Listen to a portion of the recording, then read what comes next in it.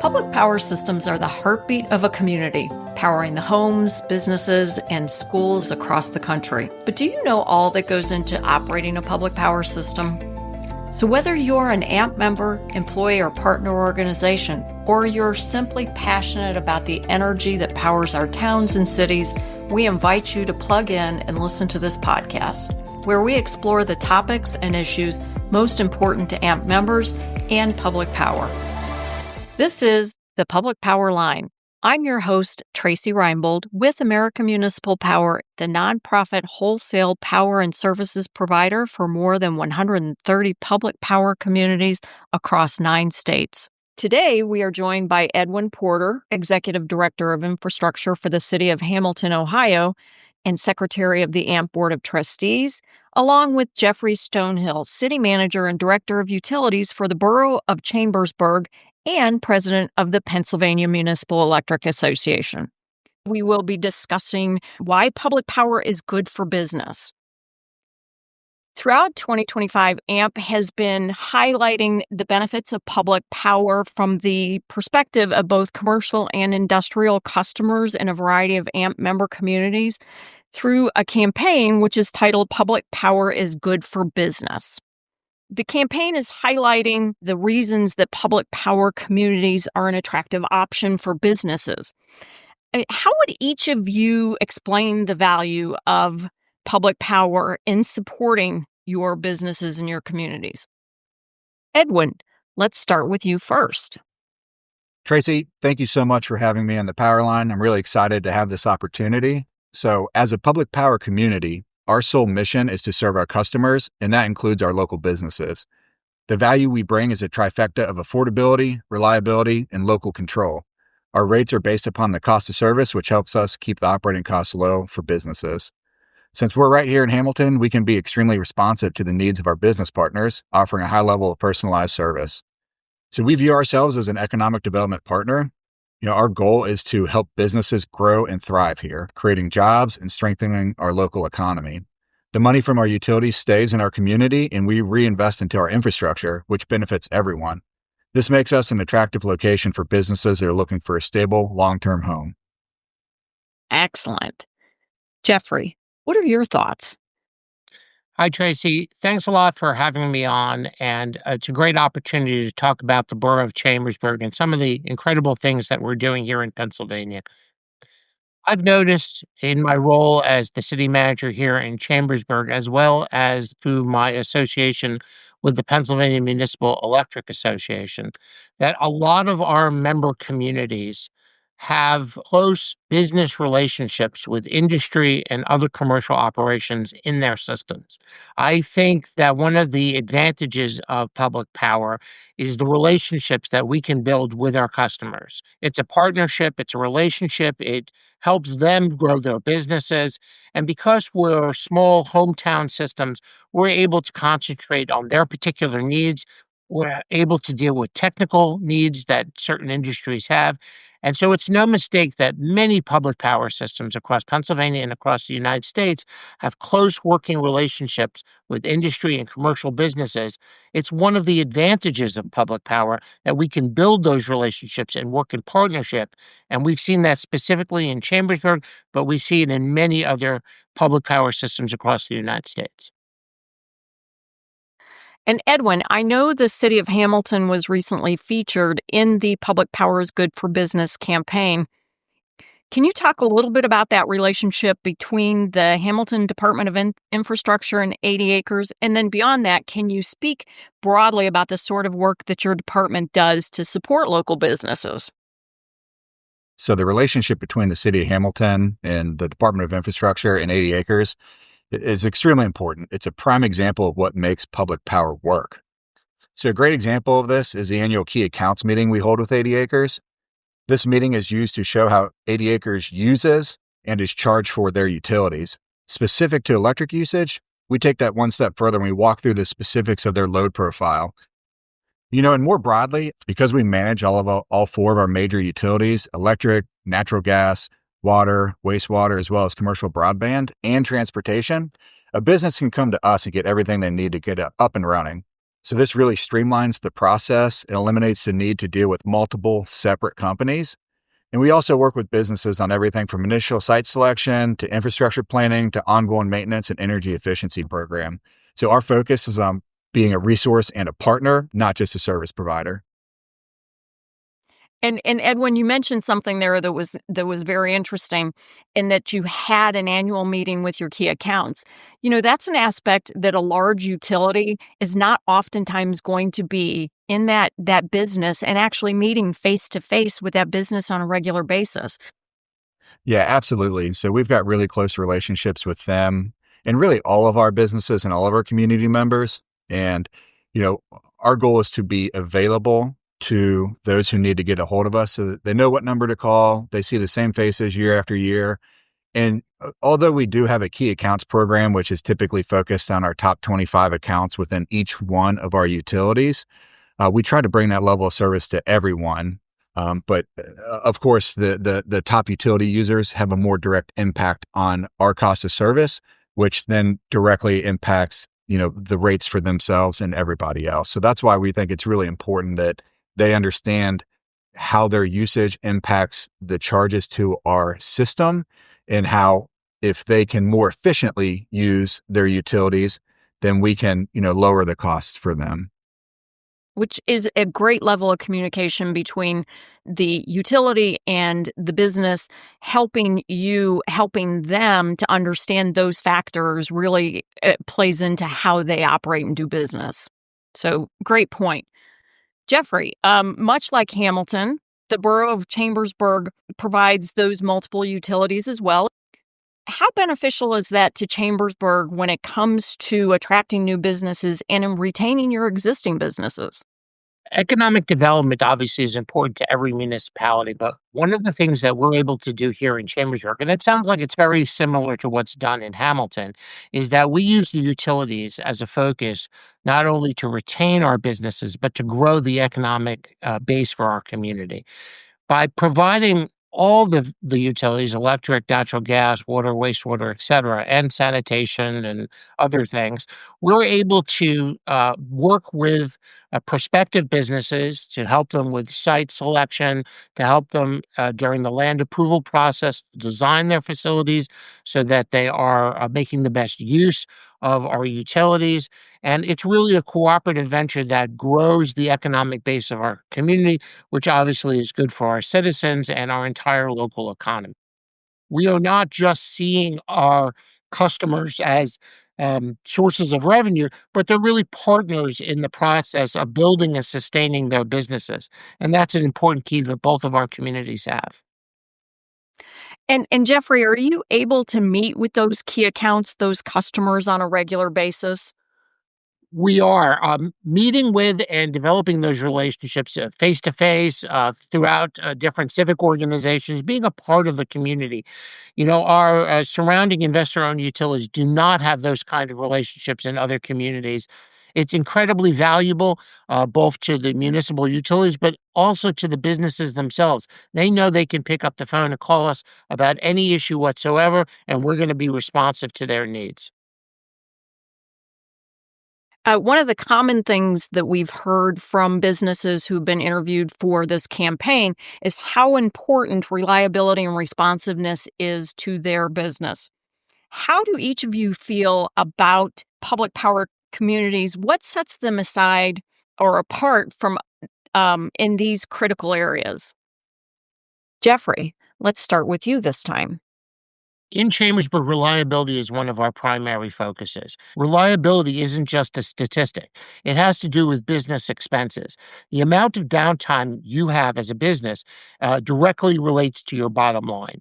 And the fact that we're able to have such incredibly statistical reliability compared to our investor-owned utilities in Pennsylvania, that sets us apart not only in terms of convenience, but also in terms of making sure that our commercial and industrial customers can continue to operate 24 hours a day, 7 days a week. And we do have customers, commercial and industrial customers, that rely on that power supply. In Chambersburg, we have a metal foundry, for example, that smelts metal at specific hours of the day off peak. They need to have the power supply to smelt that metal or they're not functioning.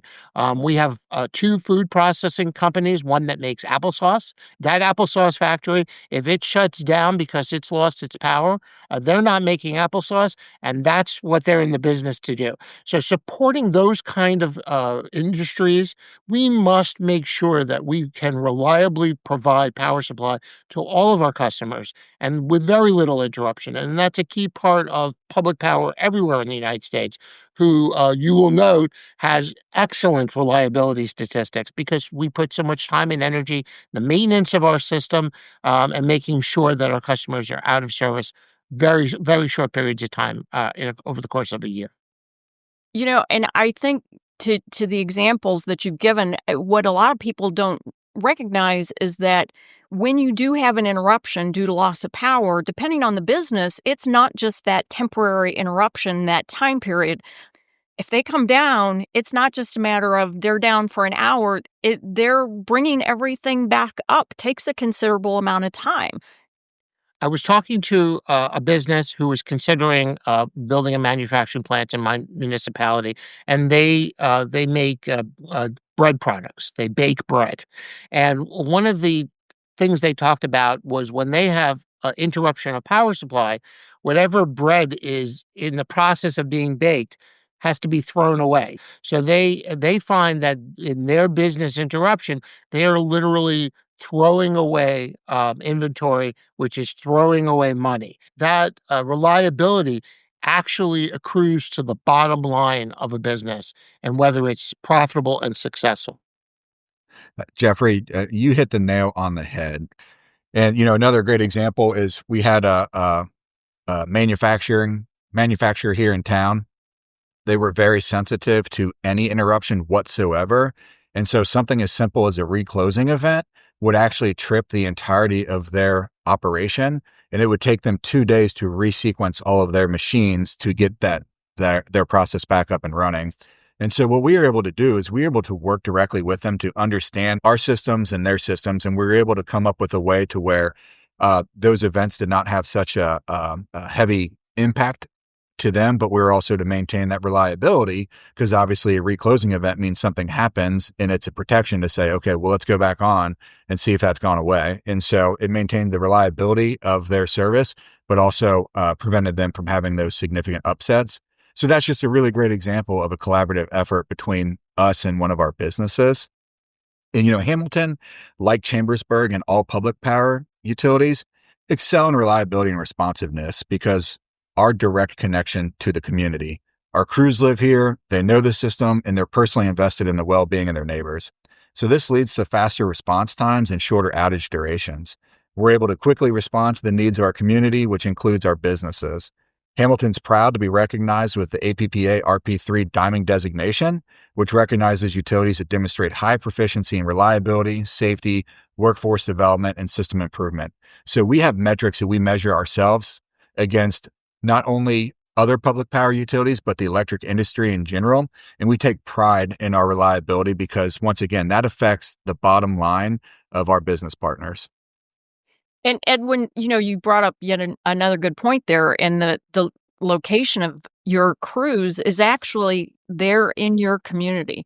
Whereas you can find oftentimes, in the IOUs, those crews might be coming from some other part of the state, some other state entirely. And the necessity to bring customers back online is not necessarily going to be specific to your customer as your system is. That's right. Our system and our personnel who service that system, it's set up and ready to go. So when something happens, and let's be honest, we're in an industry where things happen. And our goal is to, understand how can we safely bring that system back up in a responsible manner to get everyone back up and going quickly. And so when you know your system, you know the ins and outs of it, you know the topography, how everything's integrated into itself. That really gives us an advantage because our line workers and also our electric production team who does all our switching operations and, all of our, they support the system in that manner. They know the system very well. And the current world, innovation and sustainability are extremely important in the business environment. How do each of you feel that public power provides help to businesses in these two vital areas? So, as we know, a lot of companies, a lot of entities do take sustainability as an important goal for their organization. Chambersburg is lucky enough to host Wilson College. And like many institutions of higher learning, Wilson College had a commitment to renewable power supply as part of their organizational goals. We were able to work with Wilson College to make sure that a significant portion of the borough's power supply portfolio was coming from renewable sources so as to help them meet their individual goals. I do not believe that in investor-owned utilities or in the private sector outside of public power, that customers can influence directly the makeup of the power supply of their utilities. It is only because we have these special relationships with our customers. They are not just our ratepayers, they are our owners. And as such, they can influence the policies that are made and the directives that are agreed upon. And so, as organizations want to have investment in sustainability, our public power systems are able to be directly responsive to their needs. Yeah, Jeffrey, once again, hitting the nail on the head. So, when it comes to innovation and sustainability, we believe that public power in Hamilton has a distinct advantage. So, Hamilton has a long history of industrial prowess, from building a hydraulic canal in 1845 to harness the energy of water for industrial work, to our current ownership of advanced hydroelectric assets. Hamilton's always blazed a path. So, for businesses that have their own sustainability goals and want to reduce their carbon footprint, Hamilton participates in AMP's EcoSmart Choice program. And, our flexibility and local expertise allows us to be a partner in a business's journey towards a more sustainable and innovative future. So Edwin, you did mention the EcoSmart Choice program. Can you tell me a little bit more about anything else that you've been able to collaborate with through AMP or any of the other programs that might actually support the efforts that you undertake for sustainability and innovation in Hamilton? Well, I would just take it just much more broadly. So, I think that public power, especially being part of a joint action agency and being a member of AMP, that really creates connections across utilities that are, local here, but across the board. And those connections just have such significant value. And, whether it's picking up the phone and saying, hey, we're looking for this piece of equipment. And does anybody have something like that? Or, hey, we're looking for this transformer. We've got a new business that's looking to site. The lead time's kind of long. We've got one on order, but does anyone have one on the shelf? And, we could potentially swap it out and replace that here in X number of months, or maybe you have an extra. And so whether it's expertise, we're appropriately staffed, but also it's something where it's good to have somebody to be able to pick up the phone and, bounce something off of and say, have you looked at this or have you tried this? And those connections are really made at the public power level, right? So whether it's, being involved with the board or the committees or the conferences at AMP directly, whether it's going to APPA National Conference, whether it's going to O&M conferences and really just making those connections. I can't tell you how frequently I pick up the phone and I say hey, we're looking to do this, or we want to know a little bit more about that. And there's always someone that's willing to pick up the phone and take the time to have a conversation. And, I just can't explain the value. So let's move into the future just a little bit. What is your vision for how public power can evolve to meet the needs, the changing needs on a regular basis of the businesses that you serve over the next decade?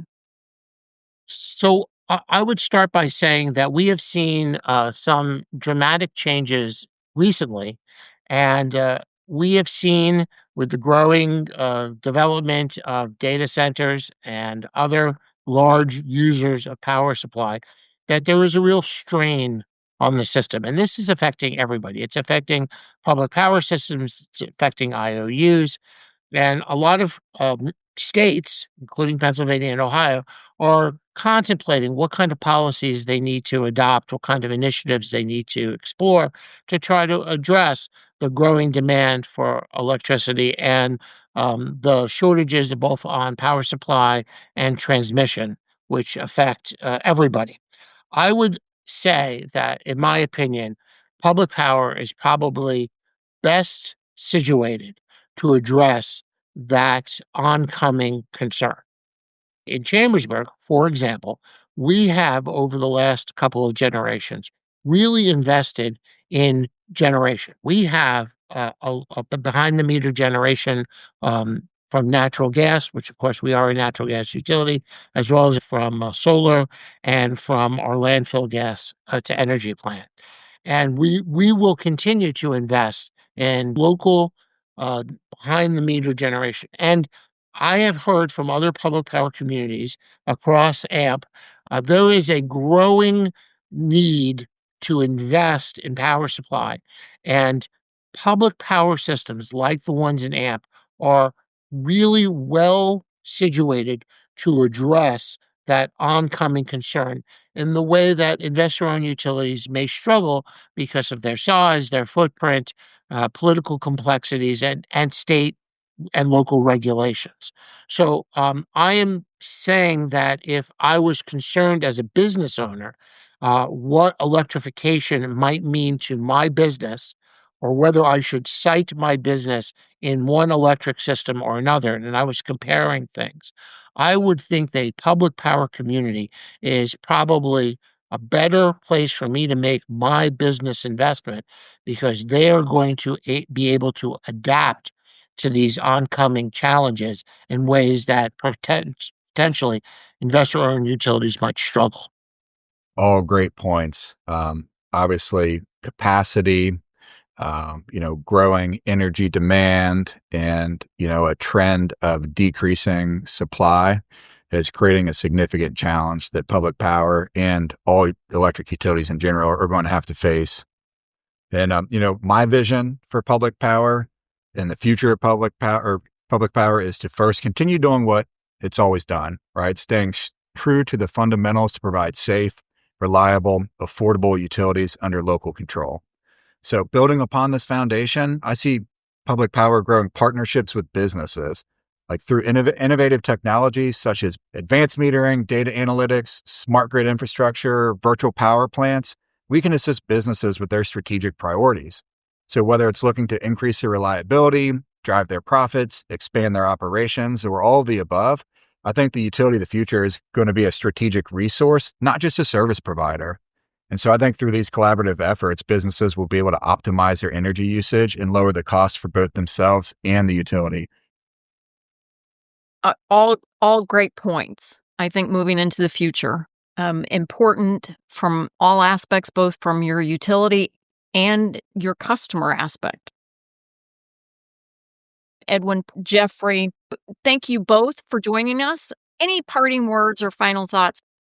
Tracy, I just want to say thank you again for having me on the Power Line and allowing me to share a little bit about Hamilton and the benefits of public power. Thank you very much, Tracy, for allowing me to be on the Power Line. We're great supporters of American Municipal Power, as well as public power in general, and we're happy to welcome anybody to come visit us here in Chambersburg, Pennsylvania. Thank you both.